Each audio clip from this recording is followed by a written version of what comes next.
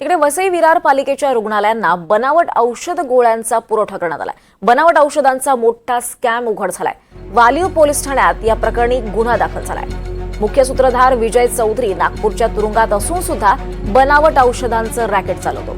तर महापालिकेचा पुरवठादार अनिश शेख हा बहुजन विकास आघाडीचा पदाधिकारी आणि पालघर जिल्हा केमिस्ट असोसिएशनचा अध्यक्ष देखील या घोटाळ्यात सहभागी असल्याचं समोर आलंय।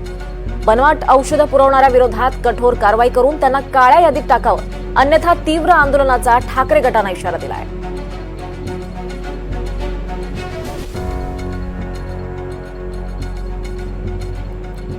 त्यावेळी सुद्धा बॉबी शेटनी पूर्ण फॅमिली बरोबर विरोध करून लोकांसाठी म्हणजे लोकांच्या आरोग्यासाठी त्यांनी त्याच्या फॅमिली बरोबर वाद केले आणि त्याच्यावर केसेस झाल्या। त्यांनी सांगितलेलं मी जिवंत आहे किंवा पण ते होऊन देणार नाही। आणि अनिश शेख हा आयुष्यात या पालघर जिल्ह्यात डुप्लिकेट औषध वापरणारच आणि तो आज दिवस खरा झालाय। काम करत असताना मला आपल्या येणाऱ्या 11 वर्षामध्ये एकदाही इलेक्शन झालेलं नाहीये। अनिश शेख हा माणूस दुबईमध्ये बसून आपली मेडिकल असोसिएशन कंट्रोल करतोय आणि त्याच्या काही खास माणसांना तो इकडून कामं देतो आणि आपल्या असोसिएशनची अख्खी वाट लावून ठेवलेली आहे त्याने आणि त्याला इकडचं काहीही पडलेलं नाहीये।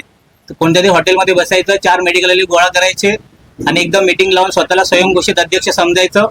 त्याप्रमाणेच आपले पालघर जिल्ह्याचे केमिस्ट असोसिएशनचे जगन्नाथ शिंदे अध्यक्ष आहेत।